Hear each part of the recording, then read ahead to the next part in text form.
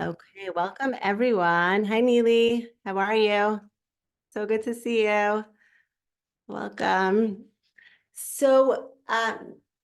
This is the Women's Circle. Welcome everyone to the Women's Circle for the month of Tevet, the month of Capricorn. We're also coming so close to the new year, and really the new year is a time where we're making accountings and really a stockings of what happened in the previous year. And really tapping into the new possibilities and the new potential that the coming year brings. So I always think it's amazing whenever we're learning together and we're studying the energies of the month, how much and how applicable the lessons are for us. And how I feel like, especially in the time that we're in right now, how there's so much applicable for us that we could take with us for the coming year, coming into the next, not only this month, but really into the coming year that's coming up ahead. So let's start first with the etymology of the word for Tevet. So Tevet comes from the etymology. It says in Devarim, in Deuteronomy, it says that when Aaron went up to kindle the menorah in the temple, it says lahativcha et hanerot. So lahativ literally means to kindle. So right away, we're in the month of Tevet, and it's a dark month. It's the darkest month of the year, a cold month. But yet we see right away that even from the etymology of the month, that it's about illumination. It's about the candle. It's really the essence of Hanukkah, which is Hanukkah, comes through in Tevet, continues into the month of Tevet. And that energy of Hanukkah, of illumination, of the candle, of the light, really follows with us into this month, which is so comforting and so powerful because, again, it's the darkest month of the year. It's so cold and dark, and the nights are long. And it's really a time this month that there's so much light and so much illumination and warmth for us that's available spiritually. Now, another etymology for the word of Tevet, it comes from the root word tov. Tov in Hebrew literally means good. Now, the first time that we see the word tov in the Torah is in Genesis, where it says, Vayareh ha'or ki tov, that when God was creating light, he says ki tov, that the light was good. And or, light, happens to be the 25th letter in the Torah, which is connected to the 25th day of the month of Kislev, which is the month of Hanukkah. So again, we see right here, again, connected to what we said with the kindling of the lights and the essence of light, which is right here in the month. And that light that we're referring to, the light of Hanukkah, those 36 candles of Hanukkah, is connected to the Or Ganuz, that hidden light that Hashem hid away, that's going to be revealed again when Mashiach comes. So that's a little bit about the etymology and the illumination in the darkness of this month. Now, let's start into some interesting historical facts about the month of Tevet, which I find so fascinating. So it says in the Talmud, Megillah, that in the month of Tevet was when Esther was chosen to be taken into the house of Achashverosh in the 10th month, which is the month of Tevet. Now, why Tevet? Okay, so the Talmud says that Esther was brought into the house of Achashverosh in the month of Tevet because it is the coldest month. And it says in the Talmud, this is the words of the Talmud, that there was a need for Achashverosh, a body, to be warmed up with another body. That's what it says in the Talmud. So that's on a very pshat, which is a superficial level. It says that Achashverosh was cold, meaning cold spiritually, and he was looking for human companionship. He was looking for Esther to warm him up. That's what it says. But what does that mean on a deeper level? So on a deeper level, it says that Achashverosh refers to Hashem, okay? And Esther, Hamalka, Esther the queen, she is the realm of Malchut, of kingship.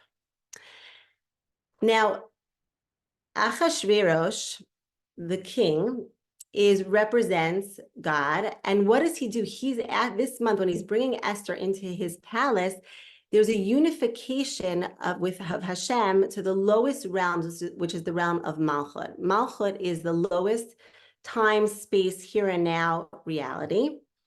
So Esther being brought into Achashverosh, which is Hashem's kingdom, is this unification during this month of the highest realms of godliness with the lowest realms, the realm of Malchut. And that really is the purpose of creation. The purpose of creation is that God created the world, that there should be a dira b'tachtonim, a dwelling place for God in the lower worlds. That Hashem wants this unification to happen, that it's not just we're in this physical world, right? But the whole purpose of this physical world is that we should reveal godliness in the world, that we should unify and uplift and elevate this physical world. Now, that was historically what happened in the month of Tevet. But very interesting, this connects really to the essence of the month of Tevet, because the sign for the month of Tevet is the Capricorn, or the goat. And it's an earth sign this month. The goat, the Capricorn, is an earth sign this month. And what is the idea of the energy of the earth sign? Again, is being very much this month in the earth, very practical. People that are born in this month, we just finished celebrating my son's birthday, came in here from his birthday party, and he's a Capricorn. He's born in Tevet. Dalmi, for any of you who know him. And I see it. Like, he's just super practical, super organized. Like, he organizes my kitchen, organizes the house. Like, that's the energy of people that are in this month. They're very organized, very down to earth, very earthy personalities. Now, the perspective of the deeper dimensions of the Torah, of Chassidus and Kabbalah, is that the earth, the lowest dimensions, Malchut, has the ability to reveal the highest revelation of godliness.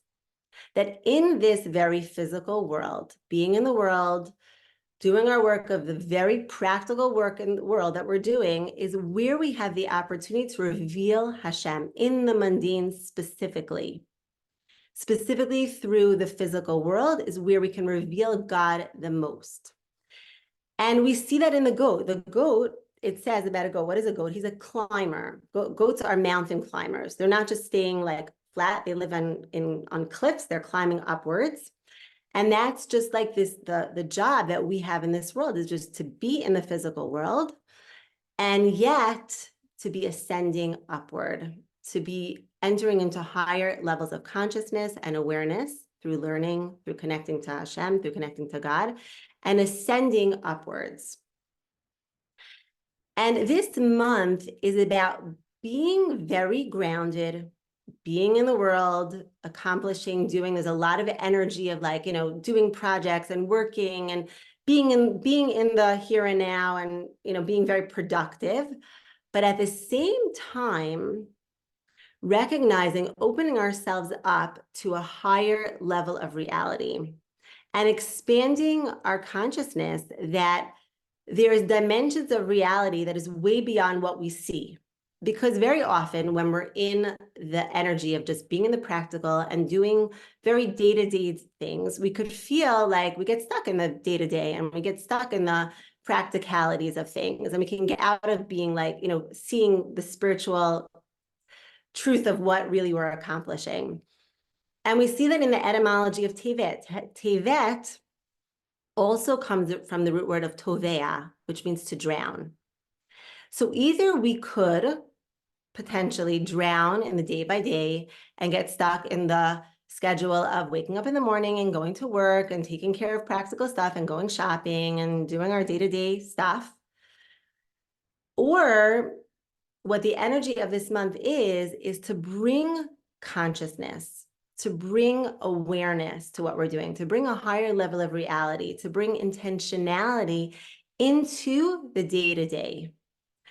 Now, often it's the darkest month of the year, right? Which represents also our darkness, our challenges. And very often we can resist those darknesses, those challenges, the the obstacles that we're going through, the challenges that we're going through, and we can resist it. Or we can see it for it's there for a higher purpose. It's there for us to shine. It's there for our light. It's there for us to illuminate. And there's opportunities of seeing the good, the tov in them that's really very much available for us this month specifically. And there's extra, like a spiritual ability to do that this month. Now, we see that. So on one hand, again, as we're going to see, there's a lot of contradictory energies going on, because on one hand, this month is a very practical month. It's an earth sign, you know, the goat, being in Malchut, being very practical and goal-oriented and in the earth, in the here and now. But if we look at the letter of the month, very interesting. The letter of the month is the letter Ayin. Now, Ayin, it says that when Hashem created the world, he created the world yesh me'ayin, something from nothing. Now, Ayin is the letter that represents Chachma, which is bittul, or nullification of the ego. Chachma represents the idea of curiosity. Chachma is koach ma. When we're just sit with what's happening, we sit with our day-to-day life, we sit with ourselves, with our challenges, and we just open ourselves up to with curiosity, to realizing, wow, just getting curious and realizing there's so much more that's beneath the surface. There's so much more that we don't see. That's the energy of ayin, of chachma, of bittul, of like recognizing that we are just down here in this world, opening ourselves up to channeling down a higher level of consciousness and a higher level of reality. And we have to really be in a very open and curious state to do that. Because when we're in a state of going through our day-to-day life and just being in, like, you know, the what do you call it, the rat race of life, we can just get very caught up. But the letter ayin of this month is teaching us to really, that there's an energy of opening ourselves up and recognizing that we're really a portal to channel higher level of consciousness down. Now, ayin also means in Hebrew, what does ayin mean in Hebrew? Ayin also means an eye. An eye, which is to see, right? So this month is also connected to rectified sight. Rectified sight, what does that mean?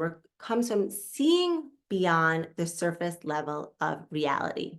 Again, it's an earth sign. It's a very practical month, but the rectification of our eye is seeing beyond the here and now time-space reality that we're in, opening ourselves up to the possibilities and the awesomeness and the expansiveness of really what is here for us and the possibilities that are here for us and the truth of the reality that, yes, we're in the here and now and we're doing and we're accomplishing, but we're channeling, when we bring intentionality to that, Hashem down from the greatest infinite light of Hashem down into this world.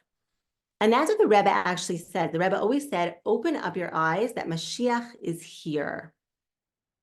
What does that mean, opening up your eyes? It means that we could both be looking at the same thing. All of us could be sitting here and looking at the same picture, hearing the same news on the internet. And yet, opening up our eyes means that we can see things, the ability to open ourselves up to a different perspective, of seeing through the surface level of reality to really seeing the core goodness and seeing through to the essence of Hashem's goodness within it, and seeing ourselves in much more of a deeper way and a much more of seeing the good within ourselves as well, the tov, the good that's really there within ourselves. And that really is the essence of this month. So again, there's like two polar opposite energies happening, whereas there's this energy of earth, of being very grounded, and again, this ayin energy of chachma, of recognizing that really what we're seeing is just the surface level of reality, and there's so much more for us to see. So how do we really make sense of this? How do we actually hold these two energies, these opposite energies? Because again, they're paradoxical energies. And how do we actually hold them both and really fuse them both this month? So that's what I want to really go into, because I really feel there's a lot for us when we hold those two energies together. So first of all, it's important to learn, because when we learn what Chassidus says, what the inner dimensions of the Torah say, then we understand, first of all, the fact that they're not opposites. Even though these two energies of earth and ayin, of nothingness, of chachma, of these higher dimensions of reality seem like polar opposites, they're not. And when we actually learn the fact that in Malchut, when we're in the here and now, is when we have the ability to really bring and manifest God's essence down here in the world, that's a total shift. When we actually know the facts, the truth, that when we do like mitzvot, what is a mitzvah? A mitzvah, it says, is channeling down Hashem's infinite light, Hashem's or Ein Sof, the infinite light of Hashem. And when we're in the physical, doing mitzvot, which are very physical, all the mitzvahs that we have are very, very physical, right? We light Shabbos candles, giving charity. They're all very physical mitzvot that we do. And they're done with physical objects, but recognizing the fact that it's not a contradiction, that the physical is the greatest reflection and expression of godliness in the world. Now that's from an intellectual perspective, but I want to go into a little bit here from an emotional perspective. How do we hold on to the paradox of being in the challenges, being in the darkness, being in a place of concealment, and seeing past to the core, the essence, the good of the challenge? Having bitachon, where knowing that Hashem is good, it's going to be good, and there's so much growth here for us, and really believing that ultimately Hashem is good and it's going to be good in the future. How do we hold on to that? Because there's the challenge is that when we're in a place of darkness and concealment, we don't see, right? We don't see. And very often, when we're in a place of darkness, or we're in a relationship that's challenging, or we're dealing with people that are challenging, or there's parts of ourselves that we're dealing with, and it's challenging. Let's say someone is having a challenge with money. They don't have enough money, and that's a big challenge, and they feel very weighed down by that. Or there's a relationship that they're in with someone, and that person is challenging them, and it's a very difficult relationship. So very often what we do is we focus on the fact that we know Hashem is good, and we know that it's going to be good. We're going to have the money at the end of the month in our bank account. The relationship is going to be healed. And what happened very often is, and this is what I want to say, is that we often lose when we're holding on to it's going to be good in the future. Like we're going to get the money in the future. And we're in a place where we're having bitachon and we're having gratitude. And we're like, we know it's going to be good in the future. We know that at the end of the month, I'm going to be able to pay all my bills. And we know that at the end of this relationship is going to be healed, and I'm going to actually be able to embrace this relationship, and it's going to be good. We lose the opportunity of the moment. And I feel like very often when we're in a place of it's going to be good in the future all the time, we're resisting the opportunities that are here for us right here, right now. In the challenge of a relationship, or a challenge that we're facing within ourselves, or the fact that, yeah, maybe we don't have money right now to pay our bills, right? It's painful, it's challenging, it's hard. There's a lot of emotions that come up with it. There's a lot of fear. There's a lot of sadness that may come up when a relationship is challenging. But when we actually sit with the feeling and sit with the pain and sit with the feelings, there's so much healing that can happen. There's so much opportunity for growth. You know, I'll give you an example just to bring this down, because it's something I've been really, really thinking about, is going through a hard time with one of my children. And I was doing an exercise for a number of months of envisioning this child in a healed place, envisioning them, getting married in the future and having a job and, doing really well and being very happy. And I was spending a lot of energy every day visualizing the future, visualizing this child in a really great place. And I realized that I was losing the sense of really being with her where she was at, like being with this child exactly where they were at, and being with myself where I was at with it, like really holding space to the fact that, yeah, there's a lot of pain in this distance that I'm feeling in this relationship. And maybe I'm with myself. There was judgment that because I was only looking at it's going to be good in the future, in a way, I was maybe judging her for where she was right now. And I think this month, from an emotional perspective, there's so much growth in being here, like in the space that we're in right now, in the darkness, in the pain, in the sadness. And instead of resisting it, being with it, because there's so much opportunities right there. There's so much healing that happens when we actually face whatever we're resisting.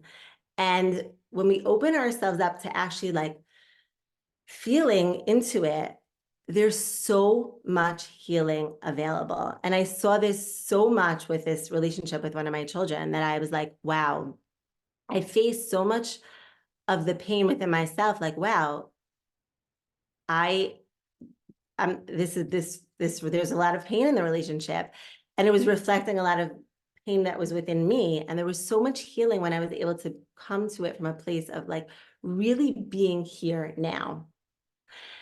Now that really comes into another element of the month, which is that the tribe of the month is the tribe of Dan. Dan in Hebrew literally means to judge. Now, what happens when we're in a place where there's a relationship that is challenging, or there's someone in my life that I'm having a challenging time with, or there's parts of myself that I've been working on and I'm really feeling like I'm not in a good place emotionally within myself? There's so much judgment that we put on ourselves. There's so much self-judgment. And there's so much judgment that often that we're in with other people. Why? Because there's a pattern of judgment that we're in within ourselves, that we have to be perfect. I have to be the perfect mother. I have to be the perfect spouse or the perfect friend and behave a certain way in order to be loved, in order to be accepted. And when we start judging ourselves favorably, when we start tevet, tov, seeing ourselves with a good eye, that's when there's the real healing happens. And that's when there's such a shift in energy within ourselves, when we actually step out of judgment to judging ourselves favorably, to looking at ourselves with a good eye. And that's really the energy of Gvura. Dan is also the energy of judgment, which is the energy of Gvura. But Gvura, again, is judgment, it's Gvura, but it comes from the highest source of chesed. It says that Gvura actually comes from a higher source of chesed than actually, it's the highest expression of God's chesed. So when we actually sit with the feelings that we're feeling, and when we actually sit with the feelings and actually go into them, and actually the energy of Gvura is the energy of going inward, right? It's an inward energy, whereas Chesed is an outward energy. It's an expansive energy. Gvura is an inward energy. When we go inward, then we're able to rectify that judgment, see it for the core, see it for the good, and really switch the energy of judgment to an energy of goodness, of seeing the good in others and within ourselves. And that is, it says that the Rav Tzadok HaKohen actually says that the rectification of Dan is engaging in the battle of holy anger. Okay? Now, very often when a person is angry, And anger is actually the sense of the month. When a person is angry, why is a person angry? We get angry because we expect reality to be one way, and things aren't turning out the way we expect them to be, right? When we expect from ourselves something, and we feel like we're not showing up for ourselves the way we're supposed to, or someone else is not showing up for us the way we're supposed to, we could feel anger. But the rectification of this month, it says of done, is the rectification of holy anger. That coming to a place of, from the Gvura, of going inside, feeling the resistance of, like getting curious, opening ourselves up with that chachma of, why do I think something has to go such and such a way, right? Going inward, feeling the resistance, feeling the sadness, feeling the disappointment, and then we're able to actually transform it. We're able to transform the anger, which could become something that's not good, to something that actually is good when we actually face it and we face the resistance that it's coming from. Yeah, there's so much here. So that's a lot of the work really of this month of really going inward, to really sit with the resistance and face it and hold those two energies of recognizing that when we go inward, we open ourselves up to something so much greater, to the ayin that's really available for us. First of all, does anyone have any questions or comments?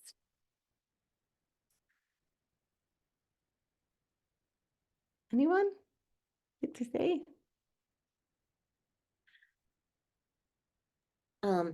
Yeah, great. Do you hear me? I'm speaking so much. Do you hear me? Litzy, you want to say something? Yeah, but my microphone is turned on. You don't hear me? You want to unmute yourself, Litzy? I can hear you. We can hear you. Oh, okay. And Miriam, you can't hear me? We don't hear you. Because, okay. Does everybody hear me or? Okay. I'm not sure. Okay. So that, yeah. Okay. So I want to go into also the next, another part of this month, another holiday that we're actually, not a holiday, a fast day that's coming up in 2 more days. We have the 10th of the month of Tevet. Now, the 10th of the month of Tevet is a fast day and is actually considered one of the most important fast days, that it actually could take place on a Friday. Most fast days cannot happen on a Friday. A Friday is the day before Shabbat. It's a very holy day. And most fast days actually can take place on a Friday, but the 10th of Tevet actually can, in that it's such a special holy day. And what happened on the 10th of Tevet? It says it's the day when Nebuchadnezzar, the Babylonian king, he surrounded the walls of Jerusalem. And when he surrounded the walls of Jerusalem, it was the start of the destruction, right? It was the beginning of the concealment, the beginning of the darkness coming into the world with the destruction of the Beis HaMikdash. And it says that when Nebuchadnezzar put a siege around Jerusalem, it says, Samach Yerushalayim, that he surrounded the walls of Yerushalayim. Now, Samach means to surround, but it also means to support or to buttress, which is very interesting. So he surrounded the walls, which is for destruction, right? It was ultimately for the destruction of the temple, but it says that he actually surrounded or supported or buttressed the walls. It was a support of the walls. So what does that really mean? So on the surface, that was, again, the start of the destruction of the Beis HaMikdash.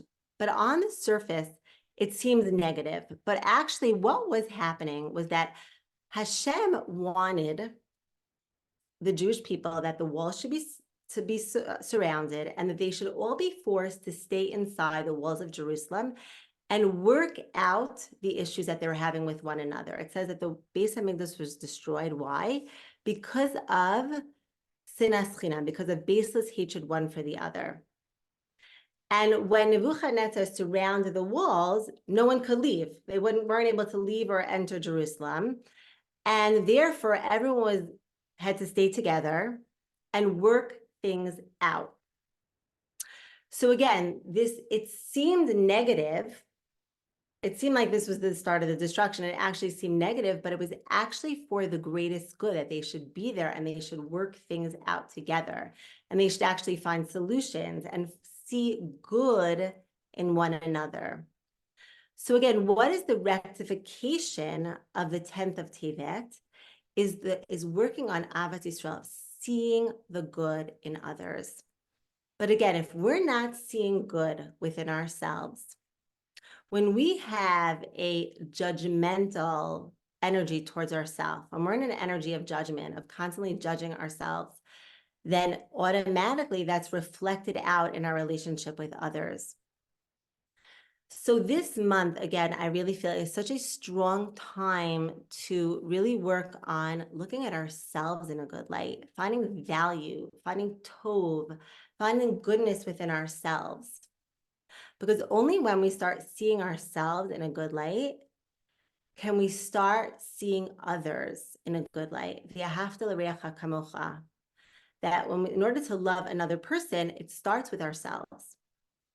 So the energy of this month really is this rectification of judgment, of done, of really coming to a place of seeing ourselves, finding value within ourselves, seeing the good within ourselves, that it's so easy to fall into a rut of looking at ourselves with judgment and a negative eye.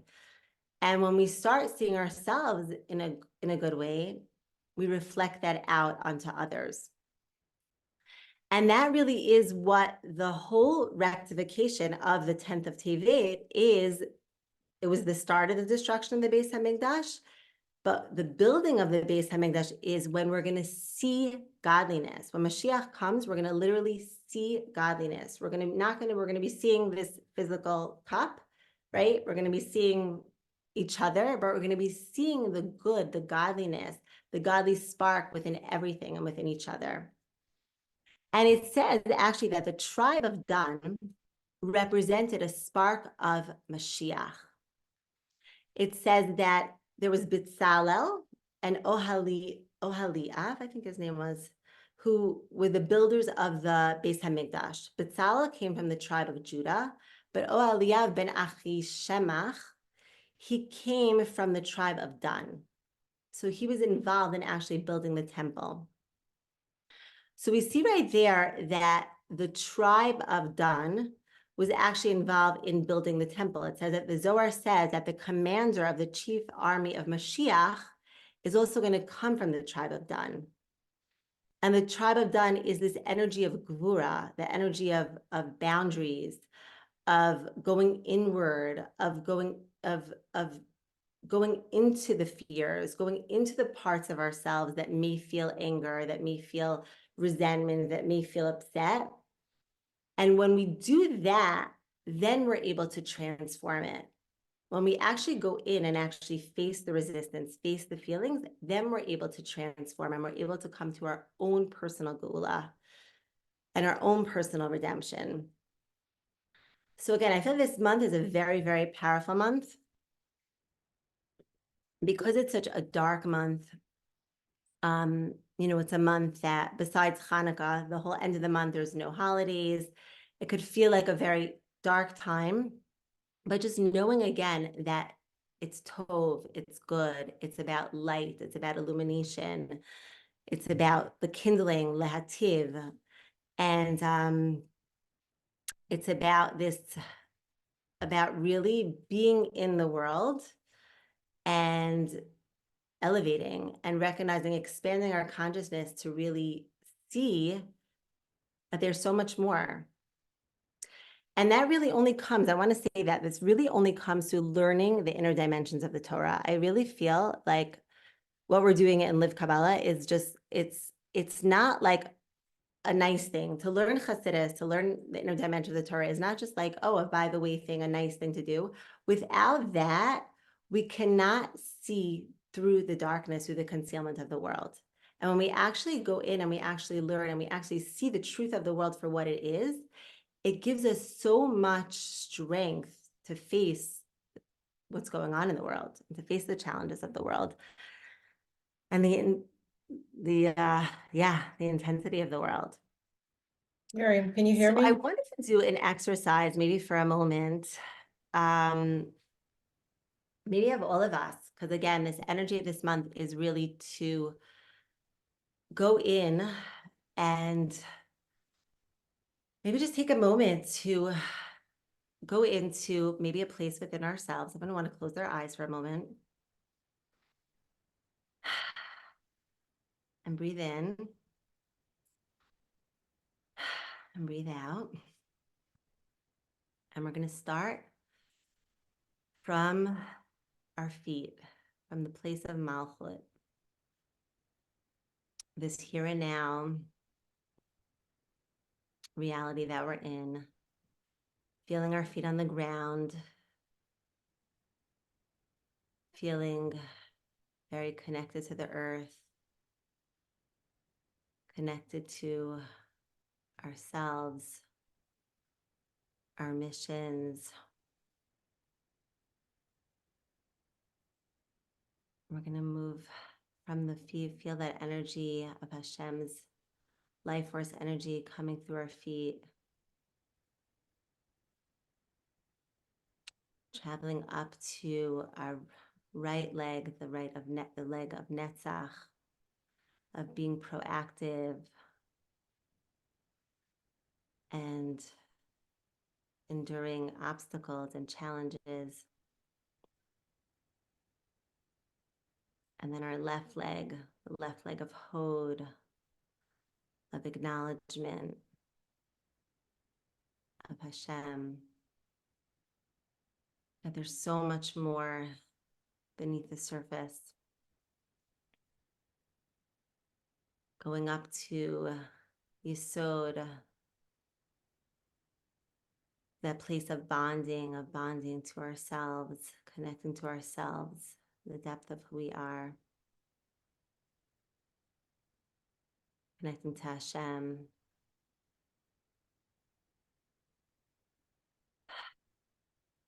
To the right arm of Chesed, of love, of kindness.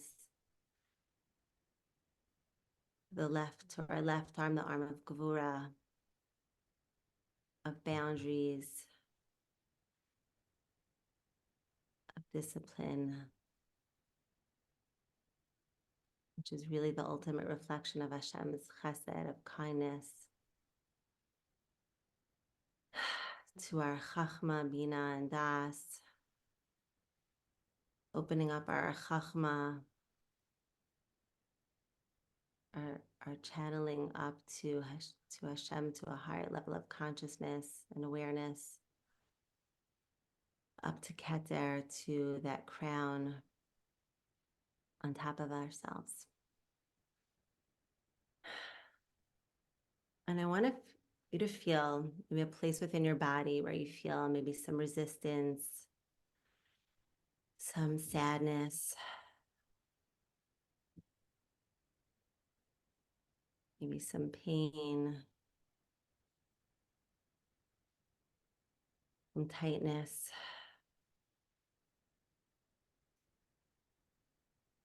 And I want you to just sit with it, not to judge it, just to be with it.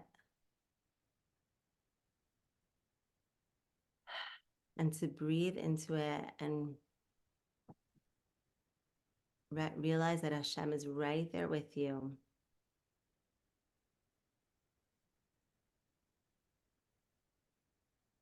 And whatever you're feeling, there's no judgment.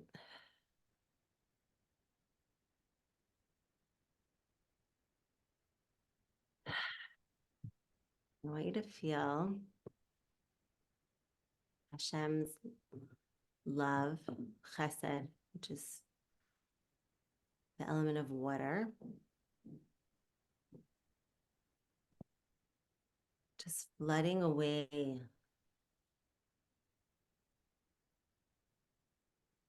any resistance, just like a dam of water, just a big current of water, just feeling into that resistance and just releasing it. and holding it and listening to it, whatever it's saying. It's all good.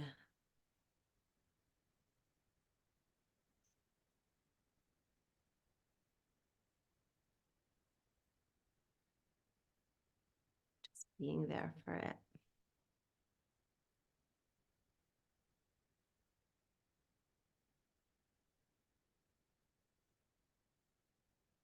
No. Are you eating that or the, okay, come over here. Come over here.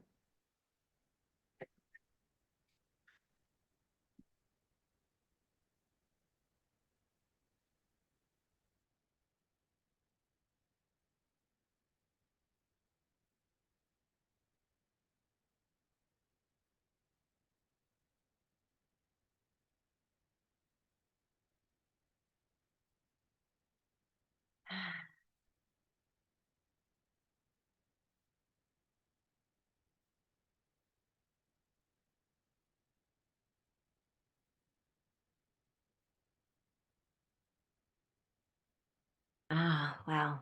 Thank you, everyone. That was so good. I so needed that. So I think someone said that, is someone trying to say something and people can't hear? Did anyone try, if anyone wants to say anything, just if you could unmute yourself. Can you hear me, Miriam? You can hear each other, but you can't hear us. Oh, that's so strange. That's so strange. Wait, turn up.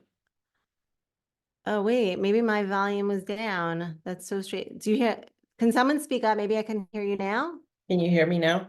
Oh, now I hear you. That's so funny. My volume was down. Okay, figure that one out. Hello. Great.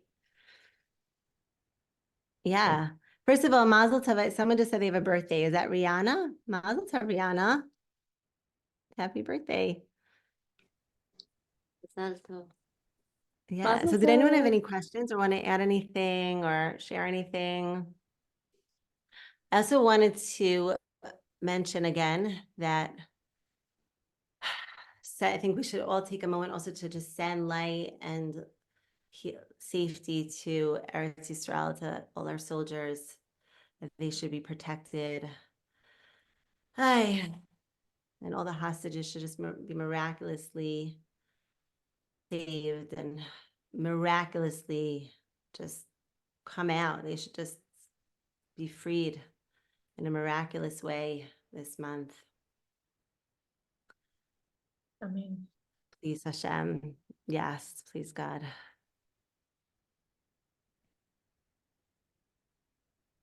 Yeah. Okay, everyone. So, anyone else want to share anything or any thoughts? I had a Also, thought. another thing I just, go hi, ahead. Neely. Hi. No, go ahead first. No, another thing I also wanted to say, Litzy, the body part of this month is the liver, and the liver is connected to anger. Is that correct? Yes. How is it? Yes. What does that mean that it's connected to anger? Like, I'm so curious. What does that mean in terms of Chinese medicine? Well, in terms of Chinese, but because actually Rambam does address the liver, but I'm just gonna give you the Chinese take on it. Mm-hmm. So okay, if you imagine like the internal organs, they are like parallel to the 5 different phases. Like in Chinese medicine, you have 5 phases. We have 4 elements in the Western, and in the Jewish is afal, esh, avil, v'mayim. So in Chinese medicine, you have fire, water, metal, earth, fire, water, metal, earth, and wood, and they are and they are also parallel to like the the Chinese meridian clock according to the hours, and also according to the seasons. That there are a lot of parallels with the Jewish a team and so forth. So so in the springtime you have the element of wood, which is related to the liver, And if you Mhm. think about the movement, the direction, the energetic direction, it's like this. It goes up and it spreads, Mm. right? You think about so anyway, so just like the tree, the liver, I mean, it stores the blood, but it's in charge of like regulating the flow so that it can supply. So in terms of personality, it's like the chief commander, that's the chief strategist of the army, you know, it has its over plan and then execution. So the liver is very much like, it's very structured, it's very practical, it strategizes and puts things into action. But when things don't happen in their due course, then the liver starts to feel frustration because you don't have proper actualization, right? Mm. So it gets frustrated and then it gets angry. And then So it's interesting. like the negative aspect of the tree. The negative aspect is that it blows up and then it starts attacking. Oh, So wow. then it That's so attacks. interesting. It attacks like a bully. It attacks the earth, which is the stomach and the digestive system. It rises up to the lung like a wildfire and attacks the lungs and the upper body. So it's an angry liver. Interesting. Um, Interesting. Wow. So interesting. Yeah, it always amazes me how these energies, like, that's the sense of the month is anger, the body part is liver. It's just always amazes me how it's so interconnected and just truth. It's the truth. The Torah is the truth. It's amazing. I think it has to do with the fact that, they say that Abraham had a lot of children after Sarah died, and Mhm. he sent them off with gifts, and they all went to the east. Yeah. And those gifts are some of the Chinese medicine, some of those things that he sent them off with gifts that are pre-Kabbalistic or understandings. So that's why I think there's a lot of parallels. Yeah. Yeah. It's all from, right. That Abraham, I mean, the Eastern medicine all comes from, yeah. I mean, it's all, listen, Hashem, he looked into the Torah and created the world and everything. Like our bodies are a reflection of Hashem, right? The Sefirot are all reflections of our energies coming through our bodies. And it's always amazing how like science is always caught up with it, with all these truths. It just amazes me. So it's so fascinating. I will Yeah. tell you that one of the difficulties in being in the darkness and all that is trying to figure out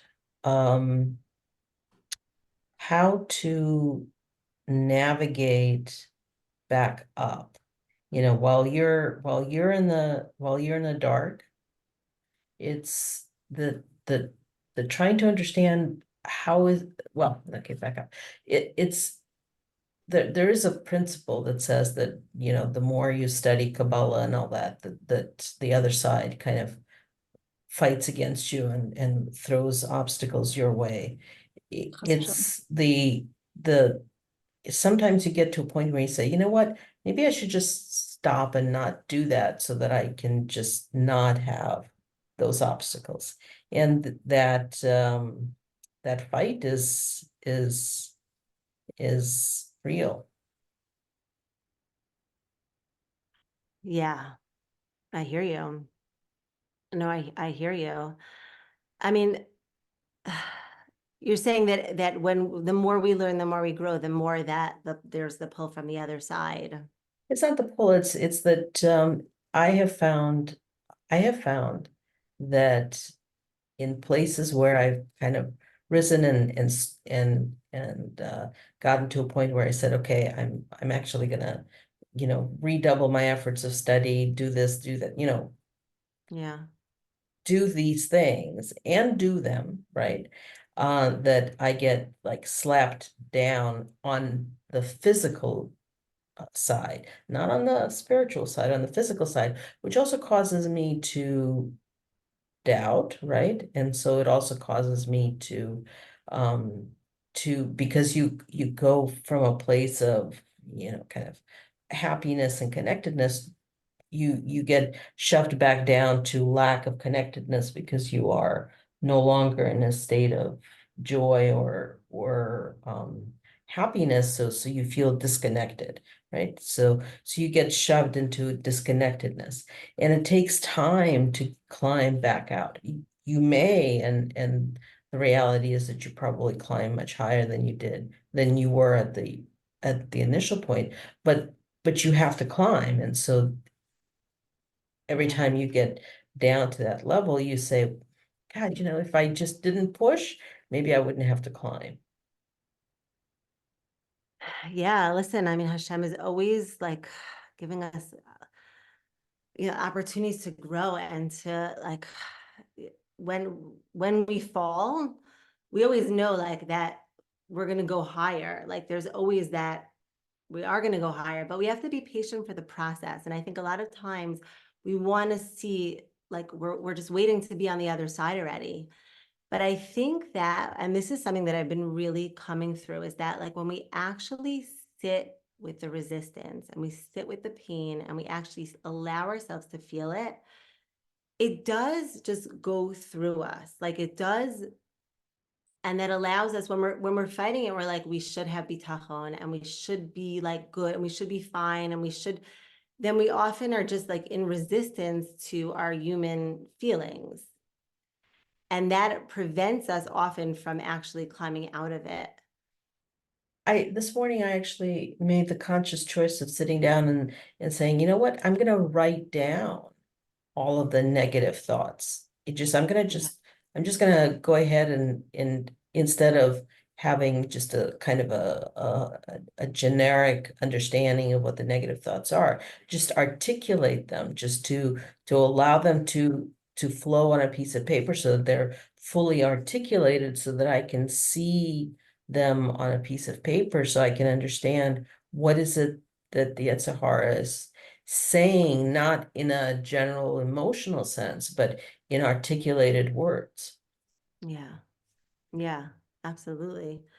And I think that when we allow ourselves the space to do that, because that's where like the darkness itself, it says, is the light. So when we actually allow ourselves to be in the darkness and actually come through and feel into it, that is in itself becomes the light. That's one of the lessons of Hanukkah. And that gives us the ability to propel ourselves upward, to like get up from there, actually.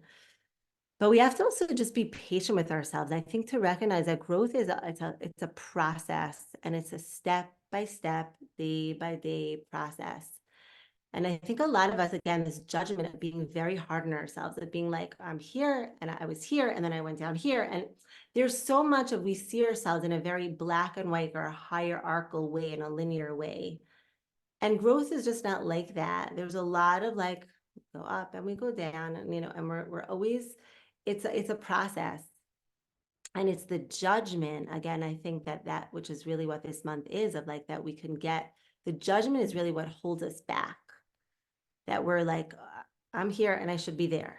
And and that's really what I feel like prevents us from actually picking ourselves up when we're in a place of challenges, and we're in a place of darkness, and we're in a place of pain, because of like, we're not supposed to be here. I'm not supposed to be here anymore. I've grown. I've been there already. Like I've done that work. Why am I still here?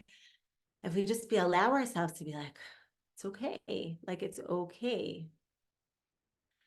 So many things would shift for us. So much and then we're able to get up, because then we're in an expansive, happy energy. And when we're in expansive, happy energy, then we're able to first like get up and really bounce back. When we're in that constricted gvura energy, because we're like, I'm not supposed to be there. I went through this already. I thought I was over this, and why am I there? That puts us in that constricted energy, and then we're not able to, I feel like that's what first prevents us from actually seeing the light and getting and moving up. How does that sound, Jane? Does that resonate? Chaya Viva, I see you raised your hands. Yes, hello. Can you hear me? Hi, how are Hi. you? Baruch Hashem, I am really loving listening to you. And like this last part you said, I just wanted to share I just really resonate with it because I feel like when you're going through something hard, it's hard to appreciate the hard moment. It's like you're always trying to envision when it's going to be better or how to get it better. But at some point, Yeah. when you just I guess for myself, this point of just acknowledging and sitting with the feeling, as you said before, embracing it, it really just comes once you don't have strength. Like for me, at least, that's when it happened. Like I just sat with those feelings, like, okay, I'm gonna embrace whatever is going on. Really, really, when I don't have any more strength, it doesn't come when you still have strength to fight. It kind of comes when you are like already like super tired or you don't know what else to do. And then like surprisingly, once you sit with those feelings, you get more strength because you start healing, but it doesn't happen when you're still fighting. It kind of happens once you already did everything you could and it's not working. And then you feel like, okay, I can't do anything more. So it's in Hashem's hands. And there's no other thing other than just to embrace what's going on. But then surprisingly from that, it comes what you're saying, like the healing and like the good part. And once you overcame that, it's like, oh wow, I'm so glad I like sat down with those feelings and gave time for those feelings to be, because that's also living the experience to the fullest. So then you really experienced everything and then you moved on to a different chapter, but you really had everything there. Like you didn't skip any part of the process. You really embraced the good part and the bad part. I don't know if that makes sense. In my head it does, but I don't know if as I said it, I made my point clear. No, amazing. So yeah, so true. So true. Yeah. Wow. Thank you for sharing that. So true. Yeah. Neely, did you want to say something? Yeah, it's mom, like everything you're saying is exactly kind of what I wanted to say. Yeah, just this whole thing of also to respond to what's your name? Chaya something? Whoever just spoke. Chaya Sorry. Aviva. Yeah. Chaya Chaya Aviva, Aviva. yes, sorry. Nice to meet you. Hi. Yeah, nice to meet you. It's beautiful what you just said.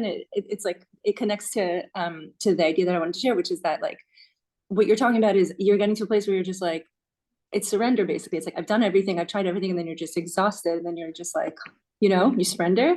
And what I wanted to share was something like Miriam, as you were talking, when you were talking about chokhmah, I kind of I don't know, I like understood it in a new way. So thank you. This whole class was so amazing. Like, I don't know, just so what I needed.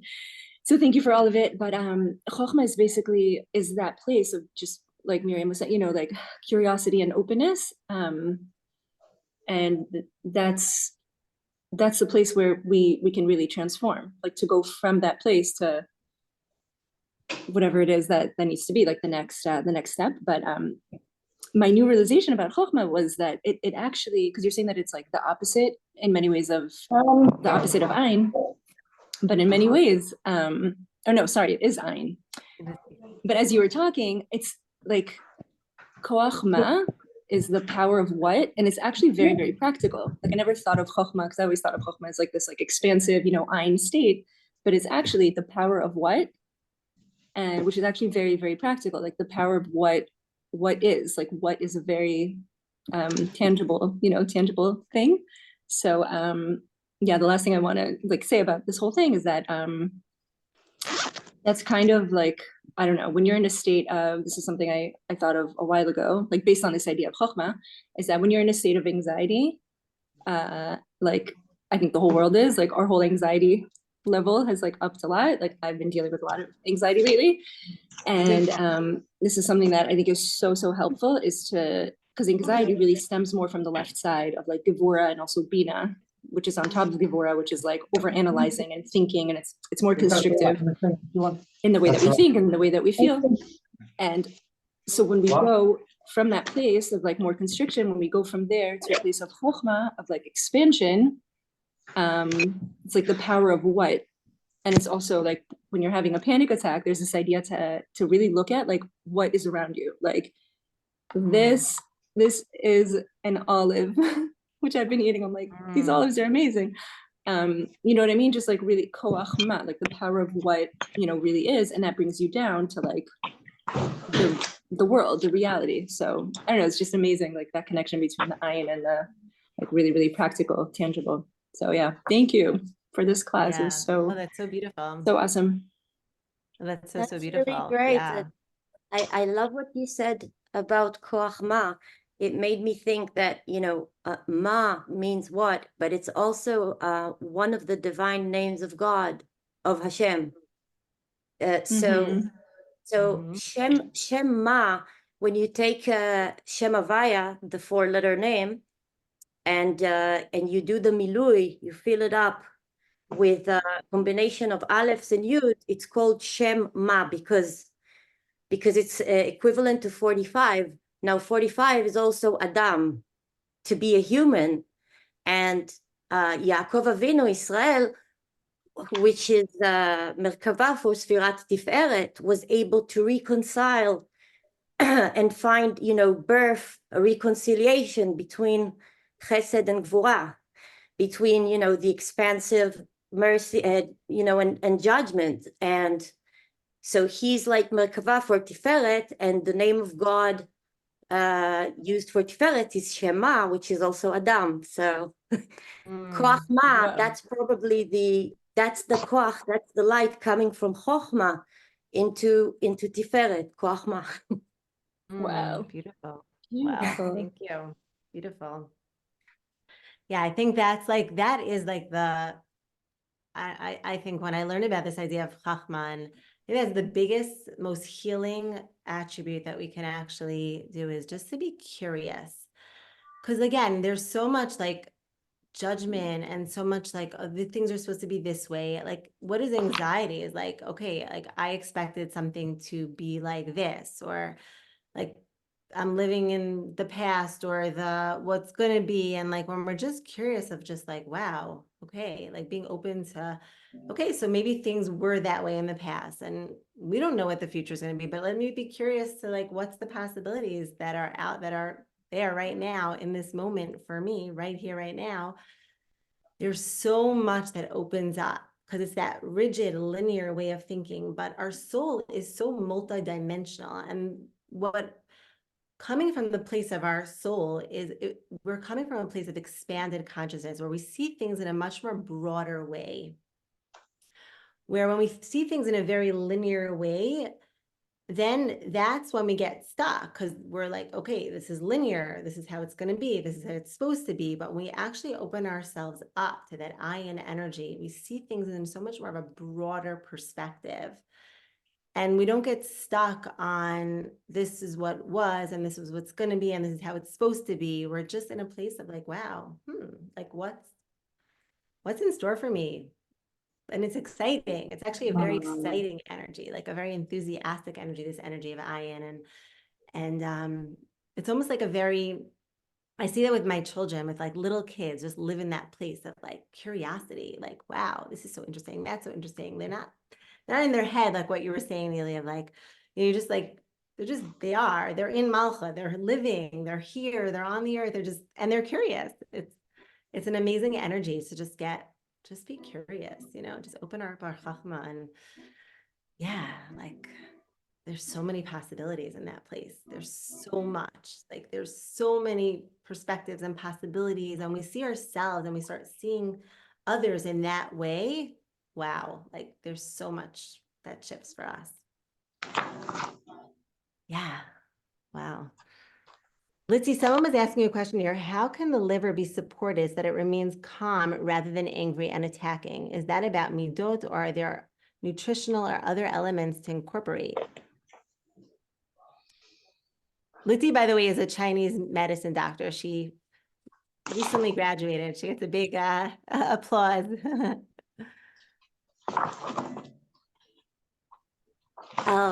Okay, so on a basic nutritional level, I think green things, a lot of green things, lettuce, leaves, things of that nature, things that detoxify, I would recommend. And then in terms of emotion, I think it would be good to observe and to try to identify, you know, those moments, you know, to try to identify the triggers for, you know, this eruption, and then to try to, you know, like you said, Miriam, to go inside and to try to locate, you know, the pattern, and to try to locate the shoresh, the source, you know, by the time the liver goes all over the place, it's just a symptom. It's an explosion of some kind of inner long-term frustration. So I mean, on a psychological or spiritual level, I would recommend to really look inside and say, okay, well, this is just the symptom. But what's lying underneath? Is there a long-term pattern of frustration? And then trying to identify, you know, okay, where, in what respect is there frustration? You know, if a person, you know, has a particular thing that they wanted to actualize, a particular thing, and they've harbored this frustration over a while, then you would see symptoms, you know, related to the liver going crazy. What else would I recommend? I would also say that the liver is very much in Chinese medicine. It's really related to the gynecological aspect for women, the menstrual cycle. So it's also related to hormones.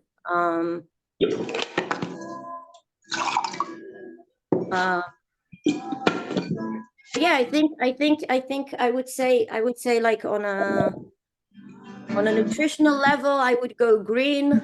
I would go cool and green to try, and a lot of water. On a spiritual psychological level, I would really look inside and say, well, okay, can I identify a pattern? Is there a trigger that keeps repeating itself? Something which I can't accept, something which is holding me back, and trying to identify the shoresh, and then to do a tikkun, you know. Maybe it's something that hasn't been actualized, that's creating a long-term frustration. Maybe it's like you say, the judgment, and then it's about rectifying the judgment, the self-judgment. So, but yeah, that's the main thing about the liver is calming the liver. So I think that's what I got for now. I mean, I can recommend Chinese formulas, but yeah. Wow. So cool. So that's a cool, colder foods, because like anger is like heat. There's a lot of heat in the body. So you're like And cooling greens, a lot of greens, all the greens, the leaves, the lettuces, menthol, you know, they're all very good antioxidants. Lots of water.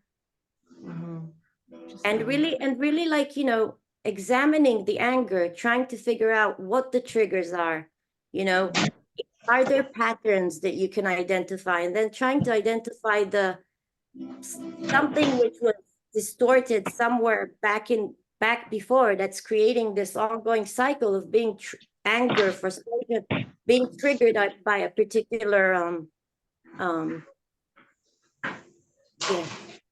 If that makes sense. Yeah.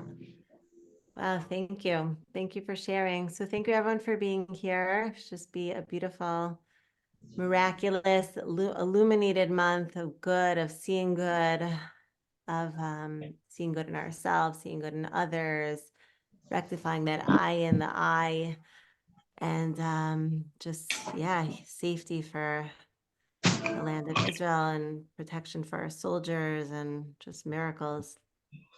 Opening ourselves up, channeling down miracles, literally. Everyone just open yourself up. Ayin, Chachma.